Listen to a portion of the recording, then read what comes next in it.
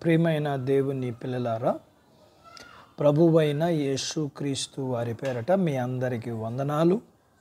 ప్రభువు పేరట మీ అందరికీ శుభములు, దీవెనలు కలుగునుగాక. ఈ ఉదయకాలం పరిశుద్ధ గ్రంథం నుండి దేవుని వాక్యాన్ని చదువుకుందాము. మత్తయి సువార్త 16వ అధ్యాయము 24వ వచనాన్ని చదువుకుందాము. ఎవడైనను నన్ను వెంబడింప గోరిన ఎడల తన్ను తాను ఉపేక్షించుకుని తన సిలువనెత్తుకుని నన్ను వెంబడింపవలెను. దేవుడు తన మాటలు మనందరి కొరకు దీవించునుగాక. ఆమేన్. ప్రియమైన దేవుని పిల్లలారా, ప్రభువారు బోధలు చాలామందికి నచ్చుతాయి, కానీ వాటిని పాటించాలంటే చాలా కష్టం అనిపిస్తుంది. ధర్మశాస్త్రం అనేది పాపం జరిగిన తర్వాత శిక్షలను వర్తింపజేస్తుంది తప్ప పాపం జరగటానికి ముందు మనుషుల హృదయములో పుట్టే ఆలోచనలను నియంత్రించలేదు.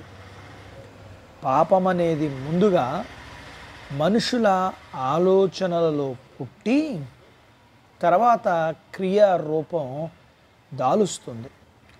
మనుషుల హృదయంలలో పుట్టే ఆ పాపపు ఆలోచనలను నియంత్రించుకుంటే పాపము చేయకుండా ఉండొచ్చు అని ప్రభువారు చెప్పారు.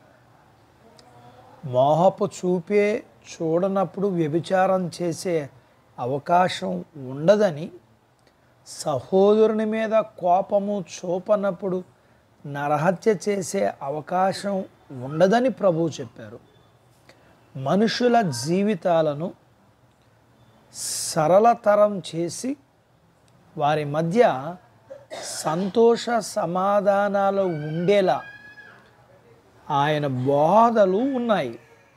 ఇంతవరకు బాగానే ఉంది.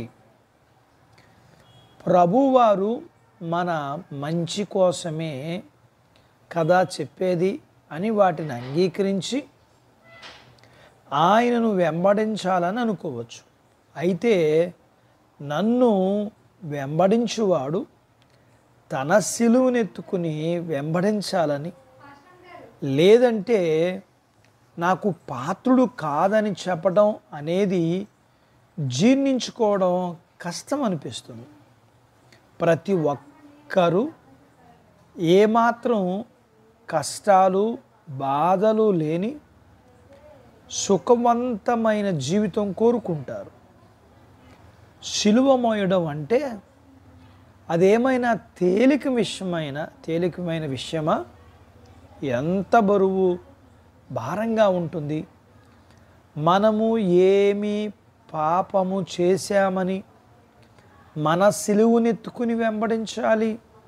అలా అయితే ప్రభువారు ఏ పాపం చేశారని ఆయన సిలువ మోయాల్సి వచ్చింది? ఈ లోకానుసారంగా జీవించకుండా మన సుఖాలన్నీ త్యాగం చేసుకోవడమే సిలువ మోయడం. ఈ లోకభోగాలకు దూరంగా ఉండడం, సాధారణమైన జీవితం జీవించటం, మనల్ని మనం తగ్గించుకోవడం, ఇలాంటివన్నీ చాలా కష్టం. ఈ లోకంలో సుఖవంతమైన జీవితం జీవించడానికి ధనం ఆశించకుండా కలిగిన వాటితో తృప్తిగా జీవించటం, మనల్ని హింసించిన వాళ్ళని క్షమించడం సిలువ మోయడంతో సమానం.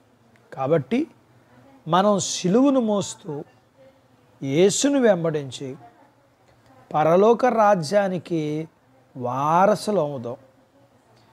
మనల్ని మనం ఉపేక్షించుకుంటే సిలువ మోయడం చాలా తేలిగ్గా ఉంటుంది. అట్టి బాధ్యత దేవుడు మనకు దయచేయునుగాక. ఆమేన్. దేవుడు తన మాటలు మన కొరకు దీవించునుగాక. ఆమేన్.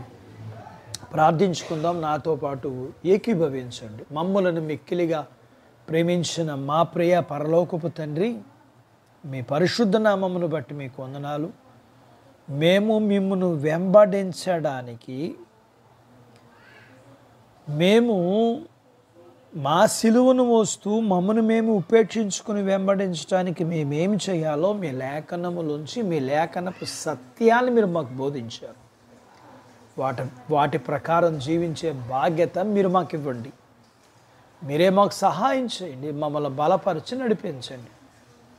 మీ బిడ్డలందరినీ దీవించండి. చిన్న బిడ్డలను, యవనస్తులను, వృద్ధులను, స్త్రీలను, పురుషులను దీవించండి. వారి చదువుల్లో, ఆరోగ్యాల్లో, ఉద్యోగ ప్రయత్నాల్లో విజయాన్ని ఇవ్వండి. చేస్తున్న ఉద్యోగాల్లో ప్రమోషన్స్ ఇవ్వండి. ప్రియమైన దేవ, చేతి పనులు, వ్యాపారాలు, పొలాలు, పశువులను దీవించండి. అలాగే ప్రియ తండ్రి, మీరు జ్ఞాపకం చేసుకోనండి. వివాహాలు కాని వారికి అవ్వడానికి సహాయం చేయండి. గర్భఫలములు లేని వారికి ఇవ్వండి. అలాగే ప్రియ ప్రభువా, మీకు వందనాలు చెల్లించుకుంటున్నాము. గర్భం కలిగిన వారికి సుఖమైన ప్రసూతి ఇవ్వండి. ప్రసూతైన తల్లి పిల్లలకు ఆరోగ్యం ఇవ్వండి. అలాగనే ప్రభువా, మీకు వందనాలు. మీ పిల్లల అవసరతలు, సమస్యలు, బలహీనతలు, ఉన్న రుణాలు కూడా తీర్చి మీ పిల్లల్ని అన్ని విషయాల్లో మీరు ఆశీర్వదించమని యేసు ప్రభు వారి పేరట స్తుతించి ప్రార్థించి అడిగినవన్నీ పొందుకొని ఉన్నాము తండ్రి. ఆమెన్. దేవుడు మిమ్మల్ని దీవించునుగాక. ఆమెన్.